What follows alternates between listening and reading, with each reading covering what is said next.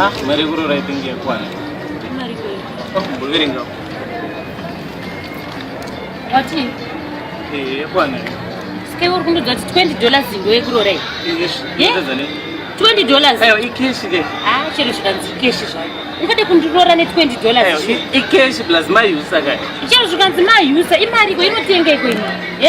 Sinotenga chimari. Ah, kana zvitori vana. Ngangorora neiko keshi kuti vanongobatirwa. Aye, wamira zvakumama wakatotenga uchiswipe machine. Wait, vaitoitawo zvokuswipe. Ndorwa hangu neswipe. Wondokurora hangu neswipe. Sezvangofanana vanongobatirwa percentage inongodzoka mu$20. Ah, kana. Inokwana. Aiwa, hazvibu. Plus $US. Chero zvikanzi $US imari yekurorera $20. $20 yakawanda sha. Takanyanyoita sei nayo. Ivo vanhu vokutorera mumabhengi vachitsvaga mari.